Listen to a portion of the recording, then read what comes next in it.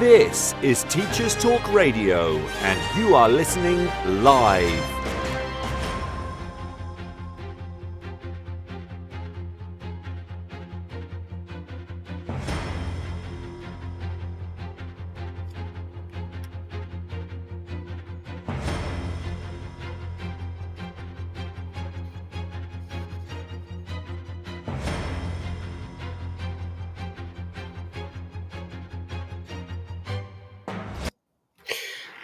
Well, I'm going to stop that before I have a heart attack. It's quite pressured, isn't it? Quite demanding, that music.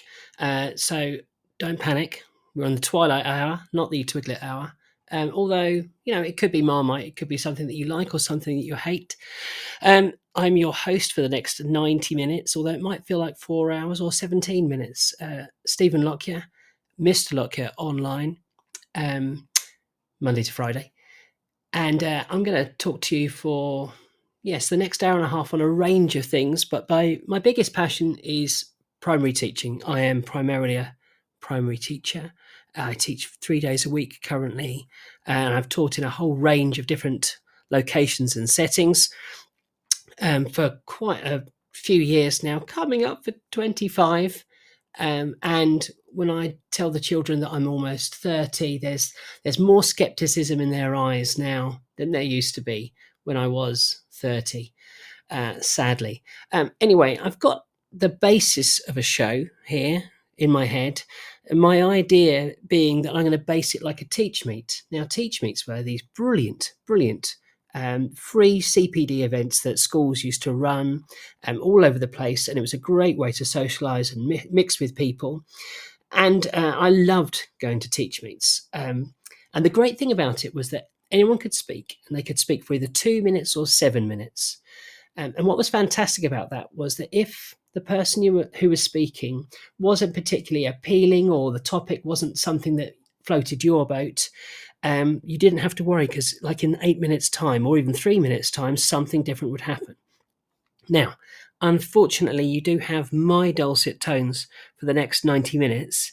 I've got some excerpts from other things, but you do have my voice talking to you for the next 90 minutes. But I'm basing it on Teach Meet ideals, which is that I've got a whole load of features that I'm going to talk about. So if there's something that doesn't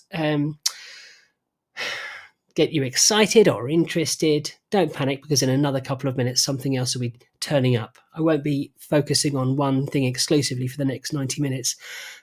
In all honesty, I can't focus on anything for 90 minutes. Even a film, I have to hide my phone away. But it's a good measure, isn't it? If a film's not engaging, then you can tell that because you've checked your phone. Anyway, so a whole range of features that I'm hoping to cover that hopefully will be interesting, hopefully will engage you, and hopefully will get some form of response from you if you're interested or not interested in those things. But for now, I'm going to try and cover as much as I can in terms of ideas that are fresh and relevant for me that might be useful to you. Starting with this. Appy Teacher. Yes, Appy Teacher is a feature that I've added because I think it's really important to get an idea of the things that can be useful in class and out of class as a teacher in terms of websites and apps that you use. And I'm thinking about one specifically that I use an awful lot, probably I would say between 20 minutes and 30 minutes a day. It's not social media based, shockingly, but it's absolutely brilliant in terms of organising myself, both my workflow and ideas. And it's an app called Notion. That's Notion, Notion. And effectively, it is a very glorified note-taking app.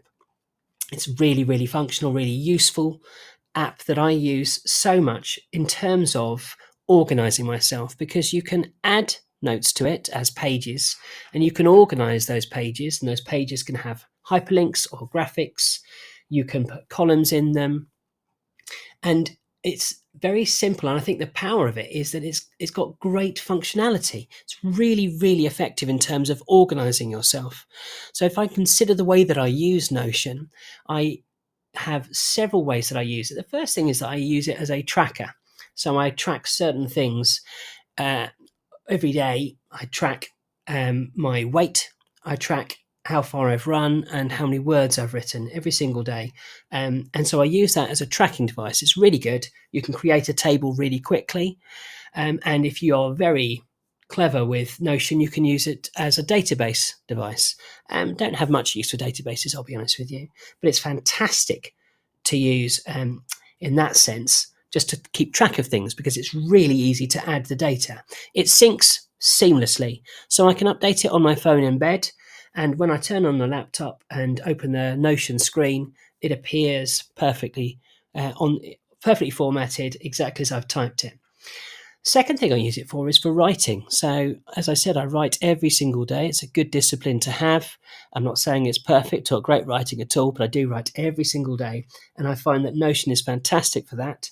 The one downside is that it doesn't have spell check, but online on Chrome I use Grammarly, which is really, really handy. But I do love the fact that I can type into it and it's distraction free.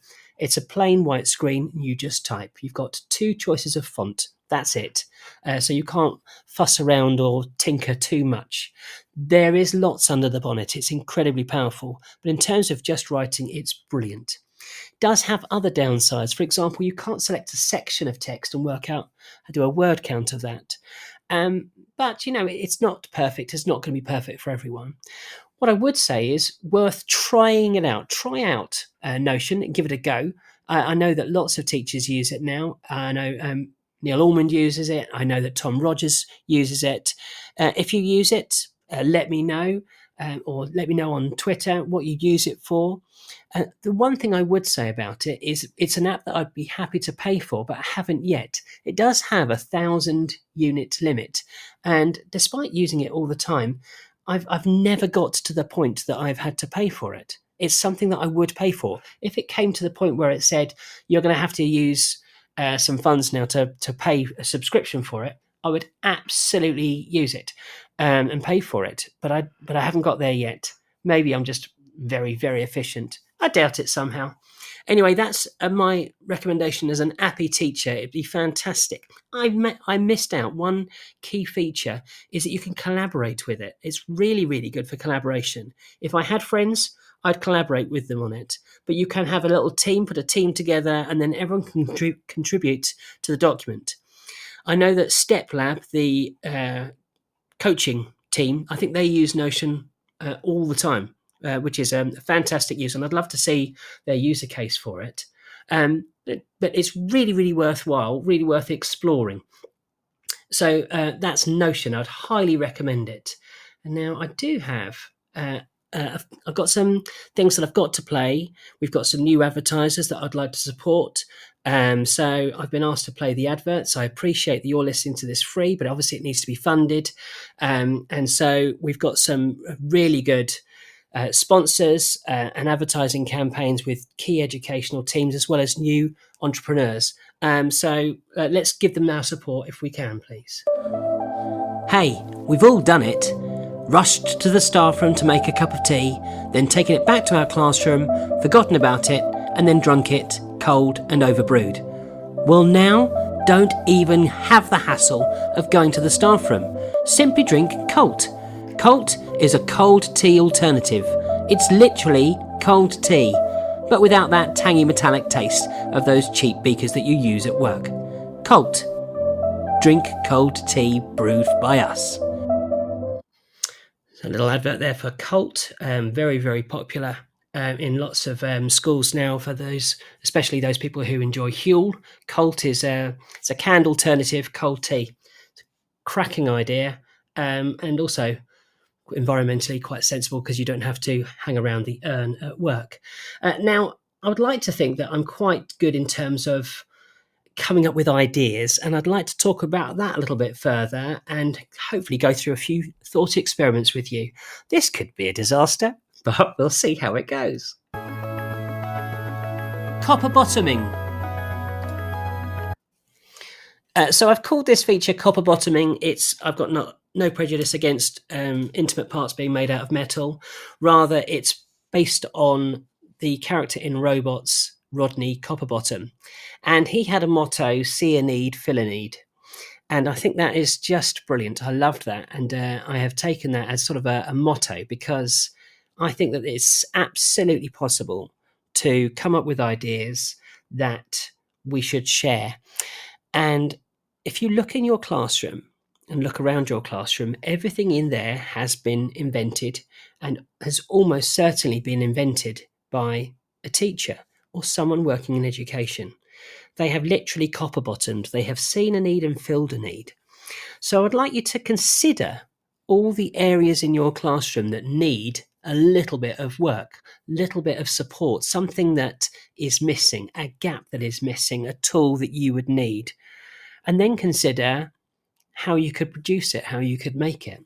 Because so much is possible in terms of producing your own resources. But we often think of things, come up with ideas, and are uncertain about producing them any further than that. I don't have those doubts. I have the gift of white male self-belief in terms of thinking that I can come up with an idea and I can solve a problem really, really quickly. And I'd ask you, teachers, to not have that imposter syndrome of, oh, I wish someone could come up with that, and then just wait for someone to come up with it. If you found a problem, then I'm sure you could probably find the solution.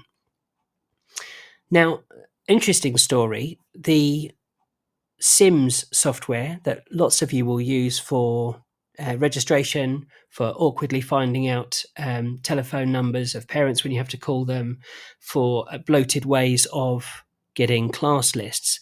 That was invented by teachers solving a problem, wanting to have an electronic register. And now, of course, it's an enormous, enormous company making several million each year. Now, I'm not suggesting that you try and make 1 million or several million, but there was a problem there. They needed to move over from paper registers to electronic registers. And they saw that need and they filled that need, and noticed something that is common around problems is that if you have that problem, then there are probably loads of other people who've got the same problem as you, but haven't vocalized it.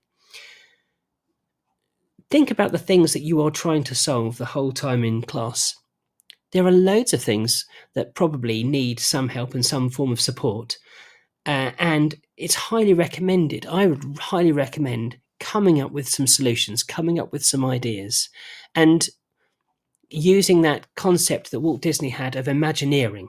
So that would be imagining that you have a really large, just a limitless imagination. What you need is this. So that's the imagine part. And then in here is Imagineering is engineering it backwards, engineering it back down to earth.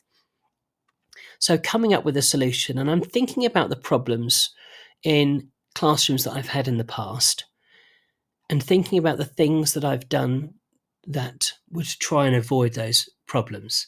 One of those is table creep. Now, if you're in a primary classroom, as I'm sure lots of the listeners are, you will recognise this feature that table creep happens. We tend to have carpeted floors in primary classrooms in the UK, and secondary tend to be tiled or laminate.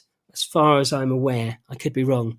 The idea behind carpeting in primary classrooms is so that you can get the children sitting on the carpet. Of course, when you're in year 5 and year 6, it's less common, less popular, but I would hazard a guess as that's why the carpets are there. And what will happen over the course of a day or a week is that the tables will slowly creep forward and forward and forward until you can discover yourself pinned against the whiteboard or the front of the classroom by tables that have crept forward by 0.5 metre in sometimes a day. Now, I've seen lots of solutions to this, lots of temporary fixes. Some teachers have made dotty markers. Some teachers have used coloured masking tape. And I'm really surprised that someone hasn't made basically table breaks and put table breaks on, or created something that sits on the table's legs and the feet of the table so that they don't drift forward. But I'd really love to hear your suggestions for things that would stop tables from creeping forward. I'm fascinated by suggestions and ideas that people could have to stop that from occurring, because of course there's going to be a solution out there that's going to be perfect, and I wonder if anyone has actually come up with that solution yet. It'd be an interesting one to solve, certainly. Anyway, if you can get in touch, you can do that by clicking on Podbean Live if you're listening to this on the browser, or you can message me on Twitter. I'm going to have a quick look at I'm imagining reams of messages I've got on Twitter. I'll have a quick look. If you are on Twitter, then I am at Mr. Lockyer, MRLOCKYER, and I'm fairly responsive on it. In fact, sometimes it's better to get in contact with me on Twitter than anywhere else, because it's such a viable and useful platform. And yes, I'm still calling it Twitter. I don't think I can call it anything else, to be honest. I don't think I can call it anything else. It's like Prince and Symbol. I don't think I can call it X, formerly Twitter. It just seems ridiculous. Anyway, I'm looking for your ideas, your suggestions. So if you do have a suggestion, please do share it. Please do come up with your ideas and let me know, because that's one thing we'll try and solve. In fact, I'm going to ask it on Twitter. I'm going to type out that exact message. How do you solve table creep in your classroom? Now, I'm going to assume that for GDPR reasons, I'll read out anything that's public, because that means it's searchable by Google. But I'll just read out the exact person's name. If anyone responds to that question, we'll find out and see if anyone responds or not. I'm thinking maybe they might, although it's Thursday, it's 6:30. People are fairly broken by now, I'd imagine. Anyway, we're going to see if we can solve table creep in the next 70 minutes or so. It could be possible, but we don't know. Coming up, we've got some features where I challenge myself against AI, and I'm going to let you see if you can decide which passage was written by AI and which passage was written by me. And of course, if you think the passage written by me was written by AI, then I've got a lot of problems to tackle. But for now, here's another feature. Teacher hacks. Yeah, teacher hacks. You don't end up being a teacher for 25 years without coming up with a few little tips for success. And this one I came up with about 5 years ago.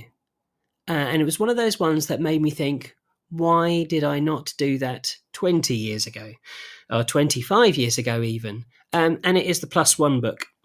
So this is a teacher hack that teachers can use: primary, secondary, EYFS, even FE and HE. And it is simply this. If you have students who have to use a particular book and you prepare those books, then prepare one more. And instead of putting the student's name on it, put your name on it. So everyone has a book, including you. Now, this is when the visualizer comes in incredibly handy. Everything that you ask the children to do, you do in your teacher book. If you're asking them to lay something out, you lay it out in your teacher book, stick it under the visualizer, and they can see really quickly, really clearly, exactly what they have to do. It's a really handy way of explicitly showing, this is what I'm after, this is my expectation, can you see how I've done it? In addition, and here, this is the silver bullet of this task, there are two great features to doing this. The first one is that if a child is off when you're doing it, then normally you would have offered them a book from a child, normally one of your more able, and say, look at what Rosie did, just do that or recreate that. But now you have a teacher copy. This is an absolute expectation, and they can grab the teacher copy. Rosie can carry on with her work, and they know exactly what to do, how to stick the sheet in if you haven't stuck it in for them.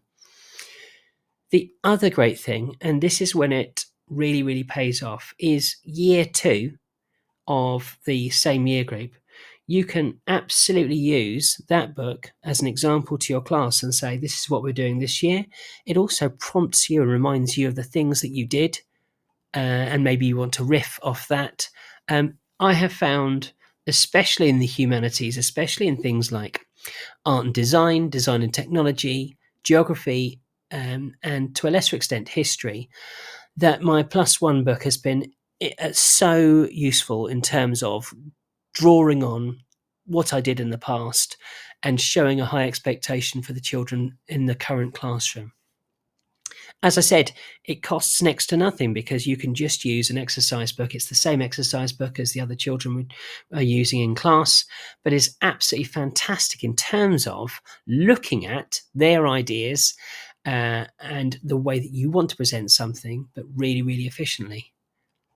God, that is the first part of this show that I feel really resonates as a Teach Meet type item. And as a little flashback, Teach Meets were those things that you would go to where you'd come away, you'd hear 20 ideas and come away with 1 or 2 and go, I'm going to try those tomorrow. And I feel like the teacher hack of the +1 book is a really, really good one for you to explore, and you can take this on tomorrow. And I should tell you that came from me constantly using The Child Who is Absent as the demo book. So if there's a child absent, you'd get their book passed forward to you and you'd use that one. And that'd be the book that you would use as the demo. And I suddenly realized that my demos were scattered all over in lots of different children's books, and definitely not in The Child Who is Always Ill's book. So I thought, well, why not always have a demo book? And that's where the +1 book came from. We've got another advert from one of our new sponsors now.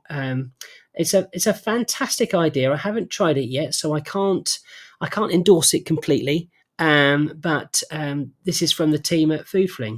Food Fling, meal kits designed by teachers for teachers. Simply grab the Food Fling bag from your fridge, throw it in the microwave for a couple of minutes, then pour the baking hot ingredients straight into a bowl, where you can eat it at leisure whilst falling asleep watching Netflix. Pour any remainder into that strange Tupperware container you've got hidden at the back of the cupboard and take it into work the next day. Food Fling. Yeah, thank you very much, Food Fling. I really appreciate that. There's been a lot going on in the news recently in terms of education. Lots of things have been published recently, and the government have made a big change on one-use and single-use vapes.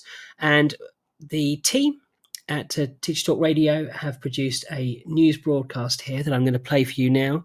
It's spearheaded by some other of our sponsors, and included in that is John Catt. And I would recommend that you have a pen and paper handy, or use Notion, see what I did there, to write down the discount code, because you can get 20% off John Catt. A nice fat discount, and who doesn't like a discount on books?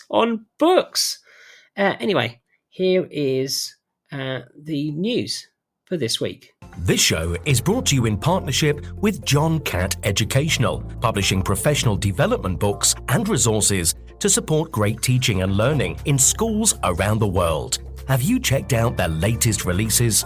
Use the code JCTTR2324 for 20% off your order. Don't miss out. Visit johncattbookshop.com to explore their full range of titles and advance your own professional development today. Happy reading. Introducing Eton X from Eton College, a diverse range of quality online courses enabling young people to aspire and excel. Designed for self-study, these web-based courses empower your students with essential leadership, communication, and academic skills for success at school and beyond. Our Study Skills course sharpens their learning abilities, while the AI Fundamentals course equips them with vital digital know-how in a fast-changing world. Other popular courses include verbal communication, critical thinking, writing skills, resilience, creative problem solving, and many more. Offer the Eton X curriculum in your school for free. Visit etonx.com to find out more. This is Teachers Talk Radio, and this is Teachers Talk Radio News. This week in the news, the Joseph Rowntree Foundation published their report, Poverty 2024. Among many of its startling conclusions was that 1 in 5 people, that's 22% of the UK population, were in poverty. In 2021 to 22, that's 14.4 million people. 8.1 million were working age adults. 2.1 million were pensioners. And 4.2 million were children aged between 3 and 10. And overall, this represented the longest period of increased poverty in over 20 years. These figures also show that 6 million people were in what the Rowntree Foundation describes as very deep poverty. This week, widely reported, was the government's plan to ban disposable vapes. The Guardian carried a story earlier in the week of a head teacher who revealed that a vape detector he had installed in school bathrooms went off more than 100 times on the first day. He also recalled his horror when a student passed out after sharing a vape with someone else before school. Speaking to head teachers up and down the country, I don't think there's one school where young children are not addicted to vapes, he is quoted as saying. The Times Educational Supplement on the 24th of January carried a story that would hardly surprise many teachers. With the headline that just 4 in 10 teachers found their last inset day useful, 41% of classroom teachers questioned in a survey described their last inset day as either somewhat useful or very useful, while a third said it was not particularly useful, according to figures published by Teachers Tab. The findings were based on 9,000 teachers across England, surveyed during the autumn of 2023, and are part of a report highlighting shortcomings in current teacher professional development. However, almost a fifth of teachers, 17%, said they would prefer to receive £2,500 worth of CPD vouchers over, or rather instead of, a £1,000 pay rise. The conclusion being that teachers value professional development if they have more control over its delivery. According to The Guardian this week, London councils are preparing to mothball schools to avoid a boom or bust cycle of closures. This is primarily caused by a falling birth rate, higher housing costs, and the aftermath of Brexit, which saw an exodus of young families from the London area. This week in the House of Commons, Gillian Keegan, the Education Secretary, was accused of filibustering by the Speaker Lindsay Hoyle, who admonished her for her lengthy, time-wasting answers to questions over exams and crumbling schools. The Speaker said, "We're having this problem every time, and it's topical questions. They're meant to be short and punchy." And finally, this week saw the conclusion of the BET Education Technology Conference in London at the Excel Centre. Among the many exhibitors you will have found, if you'd gone there, the Teachers Talk Radio exhibit, with Tom Rogers and other Teachers Talk Radio presenters conducting interviews, recording videos, which you can find on YouTube, and generally creating awareness of the work of Teachers Talk Radio. This has been your Teachers Talk Radio News with John Gibbs.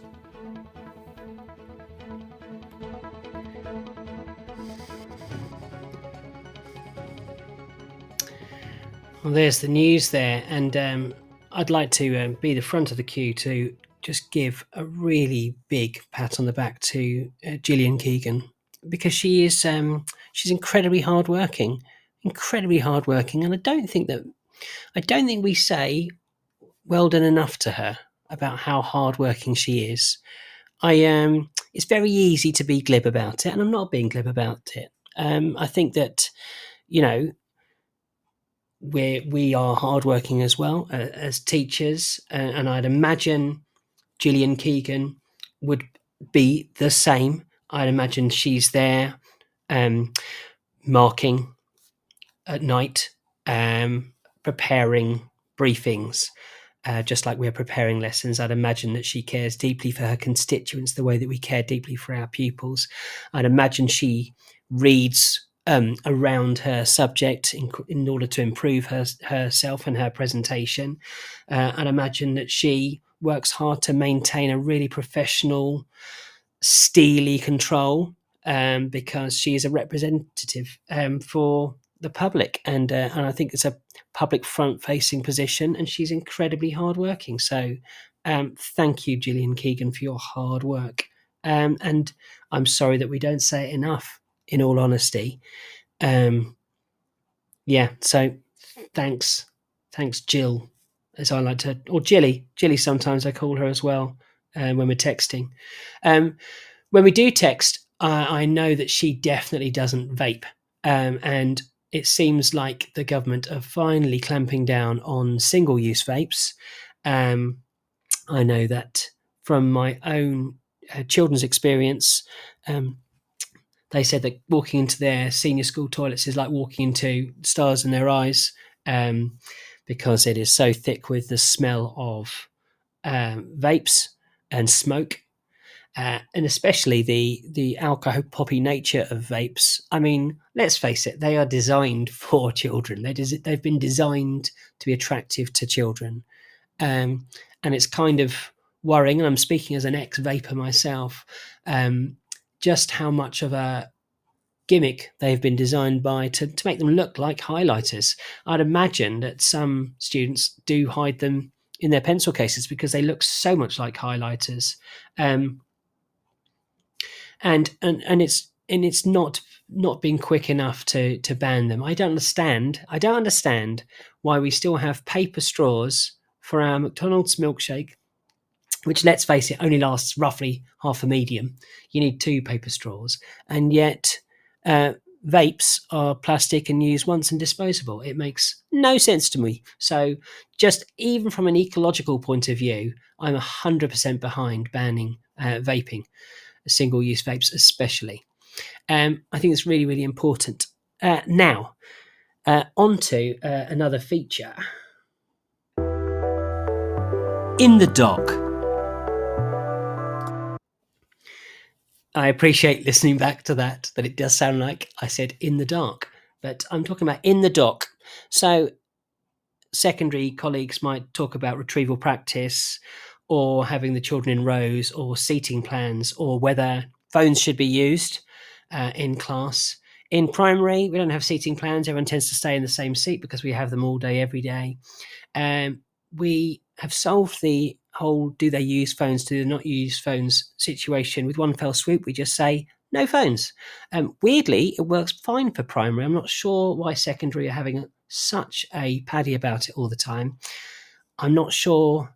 I mean, the children come to school with phones. They put them in a box. They don't use them all day. We seem to manage. I'm not sure what happens in secondary. Perhaps someone in secondary can explain that, but it does seem quite curious. So we're talking about the more integral issues. And this week's In the Dock, we're putting the use of crocodiles as use of inequality symbols. So I'm drawing on a few blog posts here, as well as my own personal experience, and then I am going to tell you a story and give you my view. And then I'll let you decide whether you think it's a good thing or not. I might even throw it open to a poll, because I've had a lot of responses already on Twitter to table creep, including one person that says, "What is table creep?" So clearly not primary. Or someone who doesn't have carpet in their classroom. So the use of crocodiles for inequality symbols, I'm just going to explain what that actually means. In maths, we have a pair of symbols that are known as lesser than and greater than. Lesser than, more than, but we should use greater than. And they are basically the arrow that points left and the arrow that points right. And these are the inequality symbols. And they're used when something is not equal, hence inequality. Now, the difficulty with the inequality symbols is that for some reason, it doesn't stick. The way that the symbols are doesn't stick with children. Rather like, and certainly infant primary teachers will back me up here. Children can get confused between addition and multiplication because the symbol is basically the same with a small rotation. So they can sometimes not recognize it. And this happens all the way up to year 6 and probably beyond. But the inequality symbols remain a real challenge. And in lockdown, because we had nothing else to do apart from get stressed and worry about the future, lots of people debated lots of different things. It became quite heated about different things. But there was a really good blog post from Mr. Morgs on Twitter. And he didn't write all his views or the whole blog post on Twitter. He just put a question out there and lots of people responded to it because he was unsure about some people being absolutely anti-crocodile and some people being for crocodile. Now, I should explain. In terms of crocodile, we mean that some teachers teach the inequality symbols as being like crocodiles and the crocodile eating the larger number. Now, if you think about it really carefully, an arrow pointing to the left, that's the less than symbol.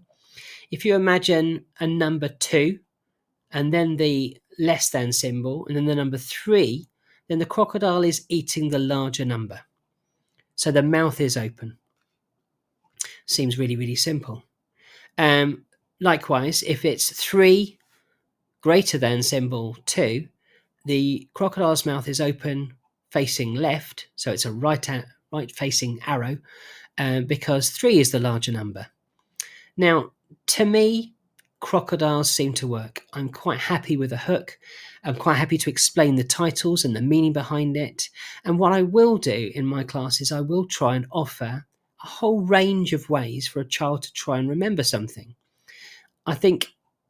Personally, I think it's unfair to just expect a child to remember it in one way.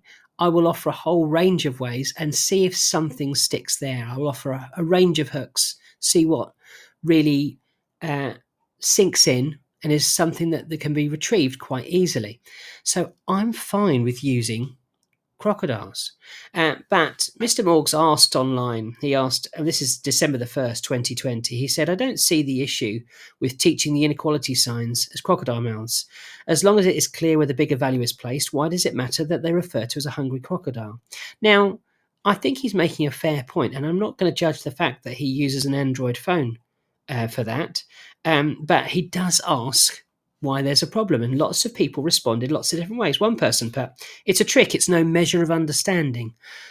And I'd agree with that. It is a trick. It's absolutely fine. If a trick works and helps you remember something, then it's not a trick, it's a shortcut. And I think that's really effective. I can't remember how many times I was weighing out rice and weighing out water until I saw someone say, just double the weight of the rice. Now, it took that person 10 seconds to say that, but it has stuck in my mind.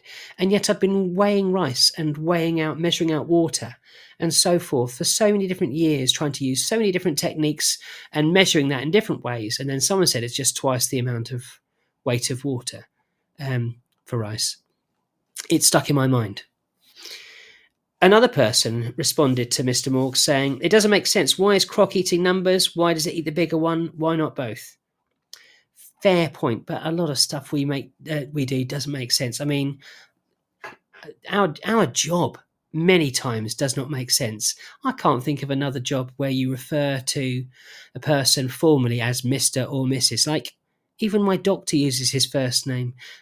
Almost everyone uses their first name apart from in school. It's almost like this weird state secret that you know the first name of the teacher.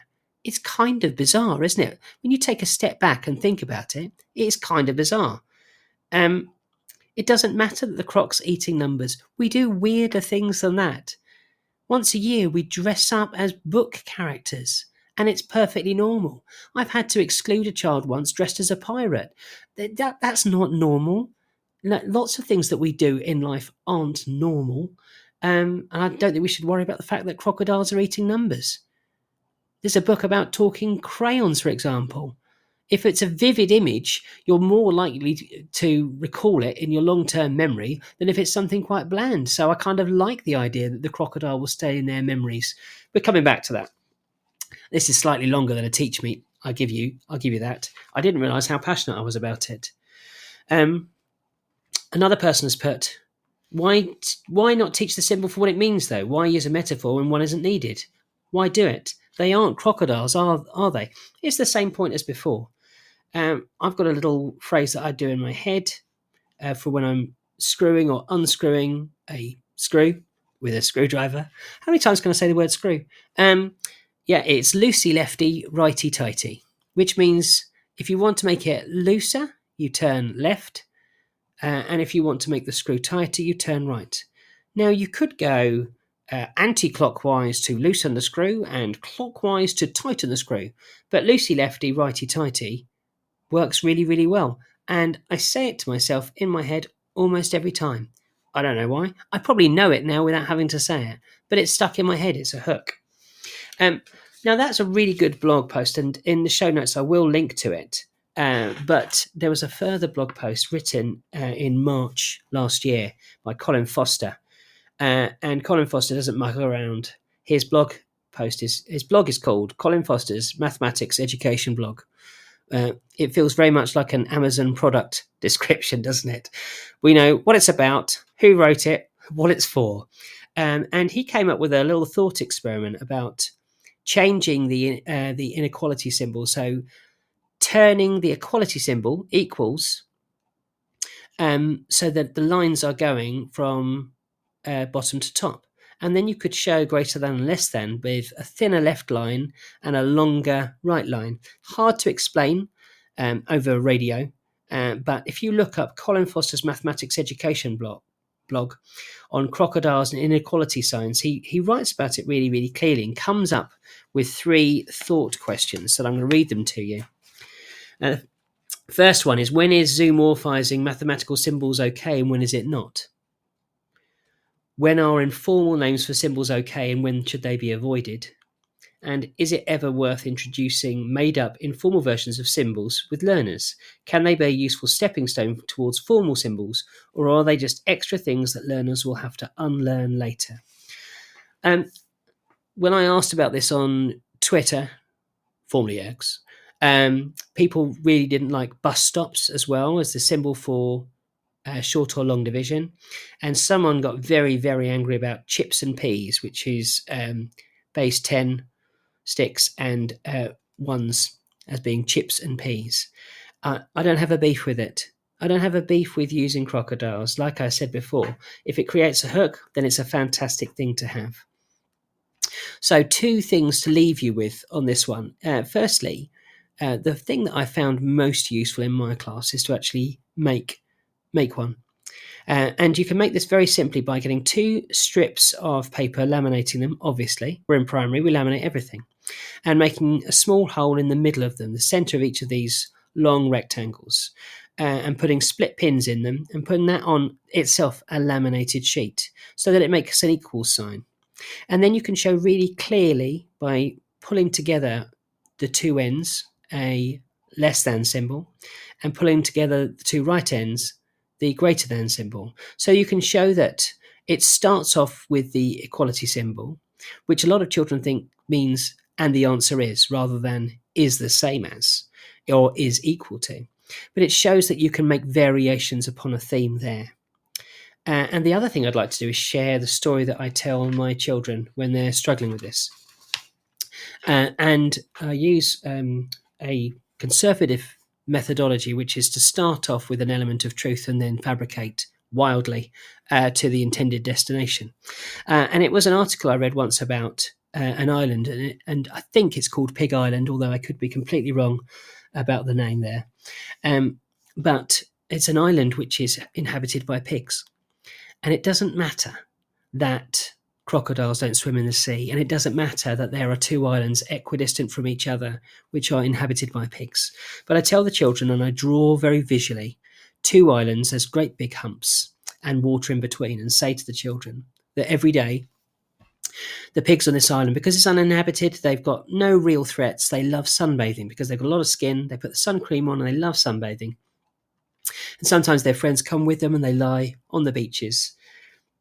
And they like seeing their friends, so they lie on the same beaches each time. So on the left island, they lie on the beach there. On the right island, they lie on the beach there, so they can see each other.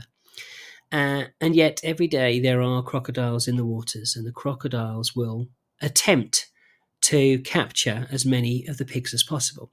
And I write the number 2 on the left-hand island and 10 on the right-hand island and say, which way is the crocodile going to face? Which island is he more likely to get a meal from? Because we know that the pigs will all run away as soon as the crocodile jumps up. So which island gets more opportunity for that crocodile to get some pigs? And the children will invariably point out that the right-hand island has got more pigs, so the crocodile's got more choice. And that's when I draw in the less than symbol in between and show that it's the crocodile's mouth, and all the children get the idea straight away. I then say, by accident, I missed out one of the digits, and I add a 2 on the 2. So now it says 22 and 10. And the children then realise that the symbol can't be right now, that the crocodile's facing the wrong way. And so we wipe clean and we draw the crocodile showing the greater than symbol. And we go back and forth. And I emphasise the fact of less than, because the less than symbol looks like a slanty L. So there's one more reinforcement. And I talk about these terms and interchange them during the story. So we start off with crocodiles, then it goes less than crocodiles, greater than crocodiles, less than crocodiles, greater than crocodiles, until eventually we get to the point where there are 2 numbers on the board. They're both 53. And I say, we've got a problem now. We've reached an impasse. The crocodile doesn't know what to do. There's the same number on both islands. What could the crocodile do? And then I'll take 3 or 4 suggestions from the children, and hopefully one of the children will suggest, get a friend. And then you can draw the equal sign, and there are 2 crocodiles ready and waiting to attack. And it's the equality symbol, it's the equal sign in between, because they are equal to each other. So that is my defense of using crocodiles for inequality symbols. I'd love to know what you think of it. Let me know. You can tell me in the show notes if you want to. And if you'd like to, you can tweet me and tell me that I'm completely wrong or absolutely right. Totally happy to go either way. Anyway, enough of me for a moment. I'm just going to give you a little message from one of our sponsors. Hey, education content publishers. We know what it's like. You've got some cracking slides, but they're just too short. Well, worry no more. We can now offer slide bloat. We can add extra slides, add click-ins so numbers fly in and fly out, up to 20 actions per slide. Get that boring old deck of 13 slides up to 46, so it's more than a minute per slide. Really frustrate teachers, but justify your cost price and make those slides really bloaty. Now, in a little challenge, I'm going to give myself an opportunity to go head-to-head with AI, artificial intelligence. I think I am artificially intelligent myself. I'm very good at scooping up a shallow range of information on a wide variety of topics, but no real depth. So, am I artificially intelligent? I guess so. It is one way of scooping up ideas. So, let's have a look at this feature called Me, Myself and AI. So what I did was I went to ChatGPT and I gave it a prompt, and I do need to start this segment by saying that I really do like ChatGPT. I use it an awful lot, but I think that a lot of people have realised that there's an absolute value in actually putting in more information on the same thread and building up your prompt so that it's got a better idea and a better understanding. So you do need to correct ChatGPT, and I'm going to put myself out there and say that I didn't give it much of a fair advantage. But anyway, here was my prompt for this activity. I started a new chat. I said, you are a primary teacher in the UK. Create a creative writing task for Year 4 based on Edward Munch's The Scream. And this is what it came up with. Title, The Mystery of the Whispering Woods. Task, imagine you are on an extraordinary adventure through an enchanted forest known as the Whispering Woods. As you wander deeper into the woods, you stumble upon a mysterious scene that resembles Edward Munch's famous painting, The Scream. The trees seem to be whispering secrets, and the sky is ablaze with colours that match the intense emotions captured in the artwork. Your task is to write a creative story about your unexpected encounter in the Whispering Woods. Include details about the strange characters you meet, the eerie sounds that fill the air, and the peculiar events that unfold. Use your imagination to describe the sights, sounds, and feelings you experience as you explore this magical world. Think about the following questions as you write. What kind of creatures might inhabit the Whispering Woods? Why do the trees seem to be whispering, and what secrets are they sharing? How does the atmosphere in the Whispering Woods make you feel? Is there a connection between the mysterious scene and the emotions depicted in this screen? Remember to use descriptive language, varied sentence structures, and creative vocabulary to bring your adventure to life. Your story should have a clear beginning, middle, and end. Have fun exploring the magical world of the Whispering Woods. Now, I think for a 2-line prompt, that is actually a really decent task introduction. It's got some good language. It's got some really thought-provoking questions, good prompts for the children, and it really underlines what the children should be expected to do. So I've actually got no problem with that at all. I think it's really good. So now what's happened is I have then asked it to come up with 150 words. And I asked it to do it several times. So I've got 3 examples. One of these is mine, and 2 of them are written by AI. It's totally up to you to consider which one is which, but I'm going to read all 3. And then I'll leave a little pause and then let you know which one was written by me. So a little challenge for you. So here is example 1. It was all I could do to get away from everyone. I didn't know who had destroyed my sketchbook, but it ruined any chance I had of getting the art award this year. The wind whipped at my face as I headed for the woods, the icy cold tingling the lines my tears had traced. It was darker than I remembered as I got further into the woods, the branches seeming to climb around and over me, and I pulled my coat further around myself. The creaking branches and angry leaves underfoot filled the background with an urgency. Deeper still I went, animalistic howls and hoots now forming the soundtrack to my frustration. I didn't care, anything to drown out the sadness which had welled up inside me. The path was blocked by a fallen tree.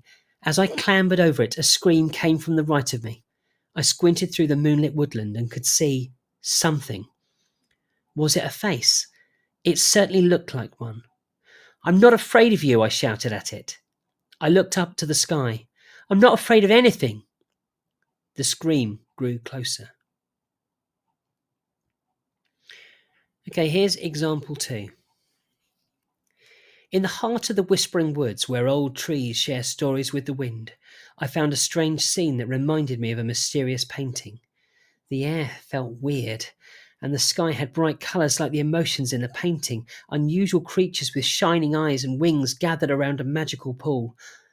As I got closer, the trees' whispers got louder, telling stories about forgotten worlds and magical meetings. The ground seemed to vibrate with a strange feeling. The characters in the scene, strange beings with expressive faces, showed emotions like the ones in the painting. The woods had a magical energy, making me curious about the link between this special place and the haunting painting that inspired it. Here's example 3. In the heart of the Whispering Woods, where ancient trees whispered secrets to the wind, I stumbled upon a surreal sight reminiscent of Edward Munch's The Scream. The air crackled with an eerie energy as vibrant hues painted the skies, mirroring the intense emotions embedded in the mysterious scene. A peculiar assembly of woodland creatures with luminous eyes and shimmering wings gathered around a mystical pool. As I approached, the trees' whispers grew louder, revealing tales of forgotten realms and magical encounters. The very ground beneath my feet seemed to resonate with the intense atmosphere, evoking a sense of wonder and trepidation. The characters in the scene, strange beings with expressive faces, emitted emotions that echoed those captured in the screen. The woods pulsed with an otherworldly energy. inviting me to uncover the connection between this enchanted realm and the haunting masterpiece that inspired its existence. So those are the 3 examples of the task that was created by ChatGPT. And I'd be really interested to have you think about which one you think was the one written by me and which 2 were written by AI. The answer is that I wrote the first one and the second 2 were written by ChatGPT. Now, I noticed with the second example, which is the first one I read out to you, that they'd written, that it used much of the words, much of the prompts that were in the original creative task. So I asked ChatGPT to not use any of the keywords and to rewrite that passage. And this is what it came up with. And it made me laugh because you've got 2 examples there. You've got children who will exactly copy your shared right or your modelled right, like word for word. They might change one word, but that's it. And there are the children who have inhaled a thesaurus, swallowed a synonym collection. And this is the second attempt. This absolutely cracked me up. Within the heart of the murmuring forest, where the age-old sentinels softly exchanged their tales with the breeze, I chanced upon an otherworldly tableau reminiscent of the emotive tapestry found in a mysterious painting. The atmosphere hummed with an unearthly vitality as a kaleidoscope of colours danced across the celestial canvas, echoing the fervent sentiments captured in the enigmatic depiction. A peculiar congregation of sylvan entities adorned with iridescent gazes and ethereal wings congregated around a magical wellspring.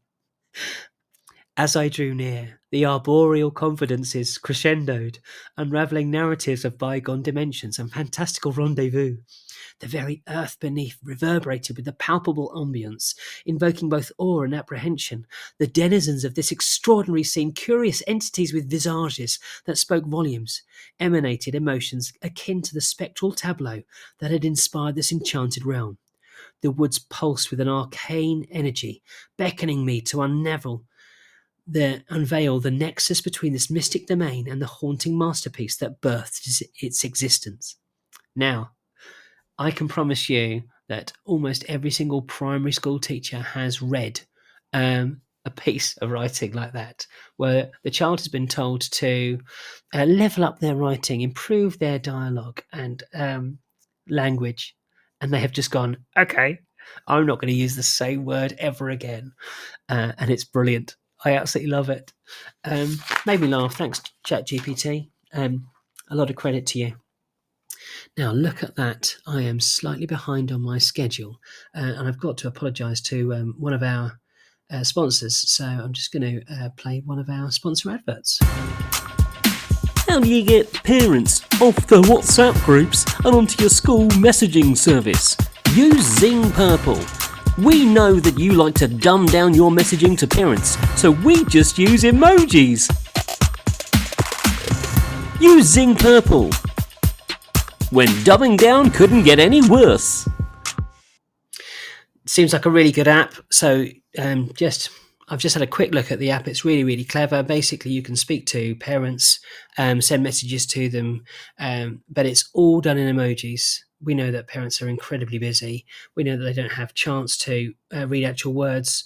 So it basically, you can put in something like a letter about a day trip, and it turns it all into emojis for them, so they can just read the emojis, respond really quickly with a thumbs up or a thumbs down. Really like the idea. So thank you, Zing Purple, for sponsoring us. Thank you for that idea. I saw them at BET, yeah, smiley face. Now, earlier on in the show, we were talking about coming up with ideas in an episode or segment called Copper Bottoming. And I'm just going to nip to Twitter and see what people have come up with in terms of suggestions. So I'm going to just click on the question, and I've got 13 responses, which is amazing. So Agri Emma has put, what is table creep? And I've said this is tables creeping forward from the front of class over the course of a day.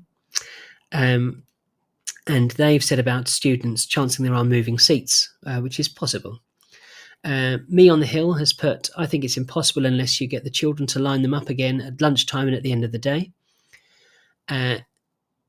Dame Random Teacher has put, I did use cable ties, but a child decided to extract it from the table leg. They then tethered their own finger with it. They then cut the end of the tie so it couldn't be easily removed. Children stress test every great idea, which is very true. Kate Victoria has put cable tied the table legs together. I know. Mrs. M has put cable ties. Alistair TL Lankoya has put cable ties. Cable ties are very popular, aren't they? Greystone 93 has said, I used to use those little coloured Velcro circles you can get, put one under each corner of the table. Older kids can move the tables back if they start to creep. Nowadays, I just shove them back into position myself. Emma has put gaffer table lines on the floor to show a plan and cable ties groups of tables together. Mrs. Kate Robb has said, I've been known to lose the plot with this and use a hot glue gun and Velcro as well as cable ties. It worked great. I'm assuming for that one that she's using a hot glue gun on the tables rather than the children. Plastic feet on a wooden parquet floor works for us, says someone. Imagine Claire says, I'm here for the answers. My class this year are terrible. I'm tempted to moonlight at a furniture removal firm given how often I'm shifting tables and chairs. And Mrs. Kay Egan has said, so funny to see this tonight after this afternoon's conversation. Table creep is a thing. And then someone else has said, tell him to sit at the back, which is very good. So my goodness, what a great response. I love that. So thank you very much for people participating in that. Really, really nice ideas. Now, I don't know about whether your school uses online training providers or not. I know there's a whole range of online training providers. What they do is they run a whole host of the regulatory and mandatory courses that you might need to do. Fire, health and safety, food handling, being safe on stairwells and staircases, organising things like that. I find the content really good. I don't find it dry at all. I find it really animated. And it definitely feels when you're watching these videos and watching them at normal speed, not on double speed, just to answer the quiz quickly. When you're watching these, you get the sense that these people are passionate about their subject, absolutely passionate. You can tell from the way that they're expressive, they're enthusiastic, they're not reading from a script, they're reading from the heart, guys. And I really love that. I really love the fact that they are so passionate about their subject. At a previous school, we used something called Train Station, which is really, really good. Really, both a clever name for the website, and also the training was really good, really thorough. It definitely didn't have a little quiz at the end that you Google the answers for. You definitely didn't fast forward the video to get to the very end. So trainstation.co.uk, I think it is. I'd highly recommend it. Anyway, I was listening to it the other day or watching it rather. I wasn't listening to it. I was fully concentrating on the training that I had to do. I thought that this advice was really good. So I'm just going to share it now with you. So this is from Train Station. I think it's .co.uk.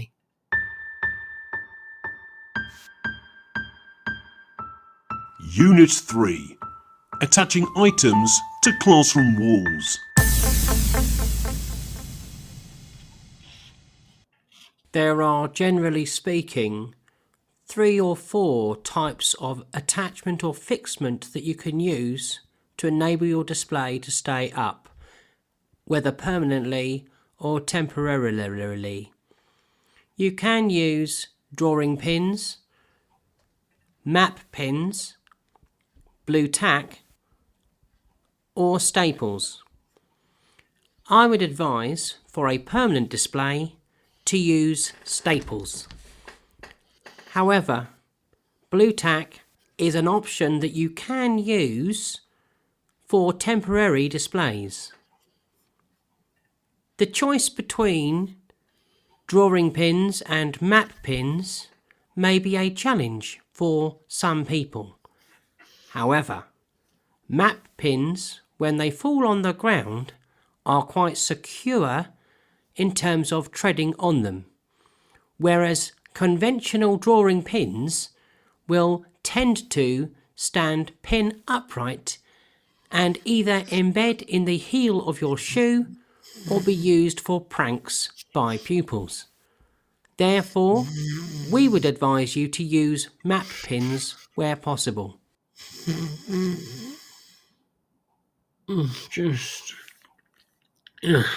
So, yeah, there's some training there. I don't know if you've found it useful, but certainly if you are having trouble sleeping, I'd highly recommend Train Station because it really does help you drift off quite gently. And then, of course, you can Google the answers for the quiz at the end that you have to submit. Now I'd like to talk to you about an observation I've had. So here is observable. So I'm going to talk to you about an observation that I had. I did have a longer observation, but I'm looking at the time. I'm going to cut it fine, I'll be honest with you. And this observation was by a Ofsted inspector. It was in my third year of teaching. And in those days, the Ofsted inspectors would rate your lesson, always give you feedback. They'd give you a number. And I can't remember, it's so long ago that I can't remember the number that you got for the lesson, or whether you got a range of numbers, but you definitely got a grading. And it was a male inspector who watched a lesson and gave me an awful lot of time afterwards. This is the period of time when Ofsted cared, where it was legal to care. And he gave me a lot of time, and it was a break time, and I said, I'm really keen for feedback. I was fourth year teacher. And he said, well, how do you think the lesson went? And I said, I think it went well. And he said, can I ask a question? Which is never a positive moment in an observation when you're young. It's like, this question is going to be loaded, isn't it? But of course, I was like, I wasn't immune to taking on board suggestions and ideas and improvements. And he'd never seen me teach before. He knew nothing about me, so it was actually quite welcoming. And I said, yes, what's the question? And he said, for how much of the time do you think that all of the children were on task? And it's a cracking question. And it's one that I've thought about an awful lot since. And I probably, if I dug deep, I could probably find out his name and thank him, because it's a really good question in terms of engagement, which I'm not sure if it's a banned word or not. Sometimes it's banned and sometimes it's not. But engagement, I feel, from my perspective, is fully on board in the learning. And he asked me for how much of the time did I think all of the class were fully on board with the learning. And he went through the lesson and detailed where he noticed that the children weren't on board with the learning, where the task wasn't perfectly designed for the children's learning expectations, where it was a doing task rather than a learning task. And he noticed where I hadn't differentiated. And he did this all very kindly, with thought, not menace, and with real understanding and care and attention. And I was enormously grateful. And I genuinely can't remember if I passed or failed that lesson. I can't remember if I got a good grade or not. I'm fairly sure I didn't. I'm fairly sure I either got a low pass or a fail. In fact, it's so long ago, I can't even remember if you did pass or fail then. But I haven't forgotten that. And it's occurred to me in my mind and in my contemplation about that, that you do actually need to think about your lesson objective like the message in a stick of rock, that you should be able to go into anyone's lesson at any point and in 30 seconds be able to identify or fairly quickly work out what the lesson objective is. Unless they're doing something really tangential, you should be able to work that out quite quickly. And I'm reminded of that observation because a close friend told me that they'd spoken to a new colleague in their organisation, and they were much more keen on learning blinks rather than learning walks and lesson observations, lesson blinks. And they said 2 or 3 minutes regularly in other teachers' classes has far more effect than half an hour or even 45 minutes sitting watching someone's lesson. And I really, really, that resonates with me quite clearly. I think that's a really good way of modelling something, and I like it deeply. So learning blinks and lesson blinks. I even like the name, to be honest. It's a gimmick, but yeah, fine. I'll deal with a gimmick. Anyway, that was a short digression about an observation. I'm going to talk about something else now, which is close to my heart, and that is this. Spineless. Now, I might be shooting myself in the foot here, especially since this podcast is sponsored by John Catt, who are fine educational publishers. In fact, I am an educational author myself. I've written several books on education, and I've got one coming out with John Catt. And so I say this really, really carefully. You can get an awful lot from a non-educational book as an educationer, because what you're doing is getting something from the real world, not teaching world, but the real world, and then adjusting it to the liminal life that teachers lead. So I'm an avid reader. I always have a few books on the go. I always have a book in every location. So I've got one at work, one at home, one by my bed, and one in the car. That's known as the flood book. And I almost always carry my Kindle around, much to everyone's chagrin. And last year I read 65 books. So just over a book a week, basically. I had a big hit in the summer when I went away. It's my favourite thing to do. It calms me down, genuinely calms me down. And I read a whole range of things. Lots of crime thrillers, lots of contemporary fiction, lots of what's known in Waterstones as smart thinking, but we could call it popular psychology. And the book that I'd like to mention today is one that I finished recently called Steal Like an Artist by Austin Kleon. Now, you might recognise Austin Kleon as being a bit like Hugh MacLeod, who is at Gaping Void on Instagram and Twitter, who writes very, very small, pithy messages, which somehow resonate with me, and they're really, really good in terms of small philosophies and thinkings for life. And I read this book because I'd read it a little while back, but a class I've been working with find it very difficult to cope with other people having their ideas, and get very, very possessive about people sharing their ideas and copying their ideas. And so I have talked an awful lot about people stealing ideas and letting these ideas be stolen, and that it's an honour for someone to steal your idea, because what it is it says that your idea has a value to them that is better than their value. And Steal Like an Artist is a really good, small, short manifesto, if you like, on creativity, on being creative. And it talks an awful lot about thinking outside the box without ever using that awful phrase. It talks about using your hands, dipping out of being online, going online, being boring and getting stuff done, shipping, all of this. So you can read the book in under an hour.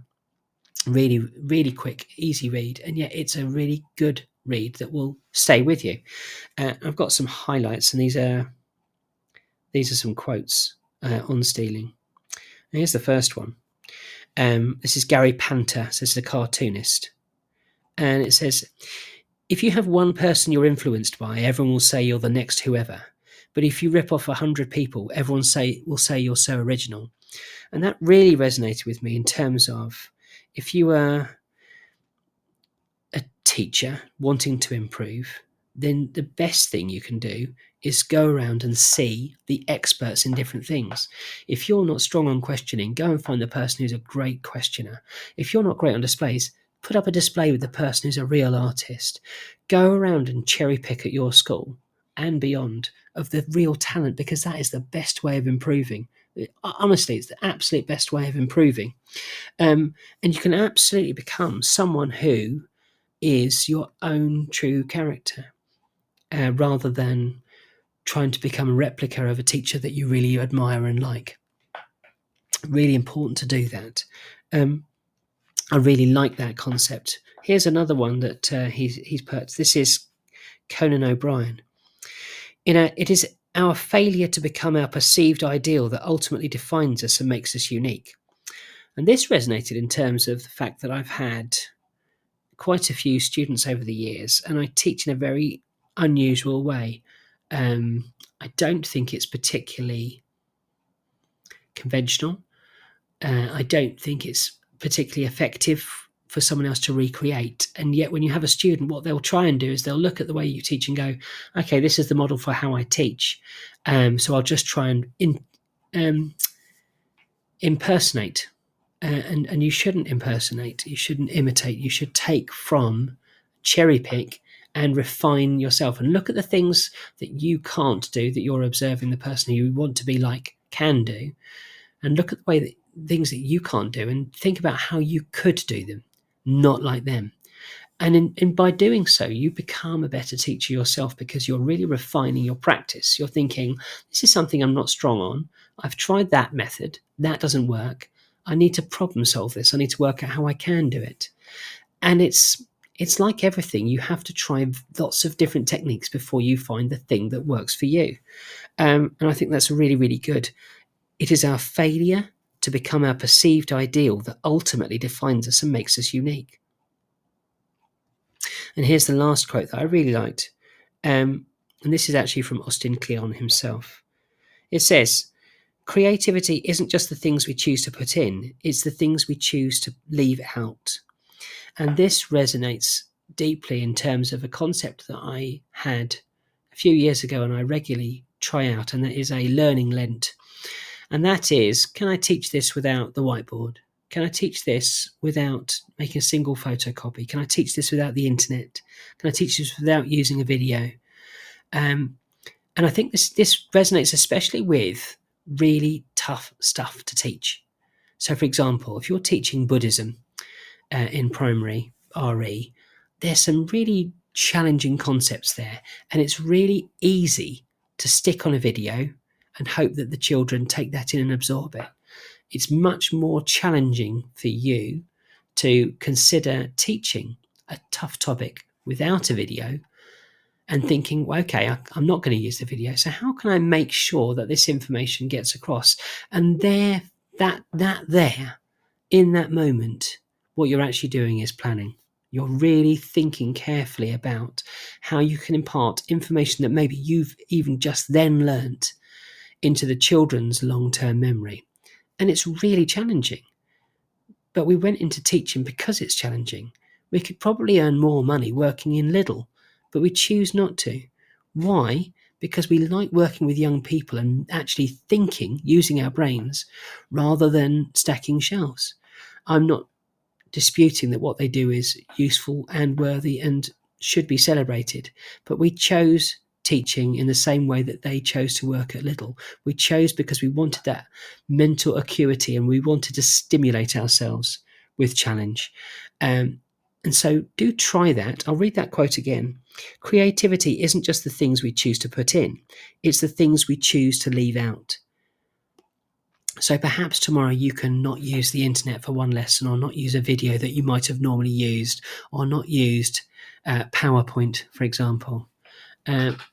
Now, I, of course, have a few more things that I'd like to say, but I appear to be running out of time. What a shock. So what I'm going to do instead is I'm going to move on to another little element that I created. I'm just going to find it on my bank. And it is this. Reset Wood. So I am someone who luckily only teaches 3 days a week. I do various different projects on the other 2 days. And if I'm ever stressed or wound up, I walk to the woods nearby. Now, I'm very lucky. I live on the outskirts of London. I've got a wood that's probably 10, 15 minutes walk, 5 minutes run away, and it just gives me a chance to recharge. So the other day, I went for a walk and recorded what it was like out there. So this is a live little moment, if you like, an extended advert for encouraging you to go for a walk in the woods. So I'm in the woods now. It's about 3 o'clock. Crisp day. It's cold, but not horrendously so. Sort of crisp. So the leaves are underneath, all kinds of browns, with hints of green, smudges of green coming through. Just at the top of a hill. It's actually quite beautiful. And I'm walking along, trying to remember the name of that movement that you get where the trees in the distance aren't moving so much, but the trees in the foreground are. But it's nice to look at them and the different barks.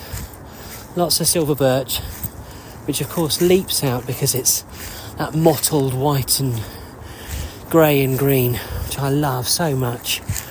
So the bark bursting at the seams there.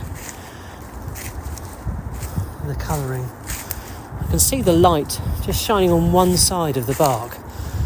It's quite beautiful. The sky is blue, barely a cloud in the sky, and it's just the edge of winter now. Spring's desperate to burst through, and I don't blame it. You can hear the road in the distance. Barely a bird, but then I'm in their territory making a lot of noise, so I don't blame them. Just passing a tree now which has got lots of branches on it. Obviously used to have been a den or some sort of base that had been made by children, and now it's just been left to the elements, which is kind of lovely.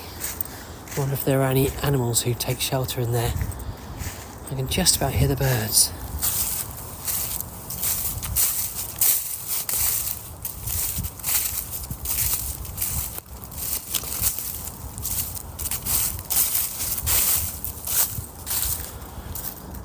Really good just to take some time out and see what's out there. Get a real recharge. And of course the brilliant thing is absolutely free. This is just costing me time. Possibly the most precious resource we have. I feel myself being slightly out of breath. It is quite hilly, but quite lovely.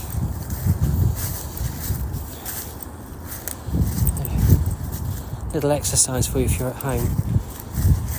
Just find your home on a map, Google Maps, whatever. Scroll out until you can find a wood. See how close it is to you. Some of you might have one on your doorstep. Others might be a short drive. But go and do some bathing. Get a little natural reset. I found that I can solve problems that have been buzzing around in my head during a sleep, in the shower, in a wood. It's worth investigating.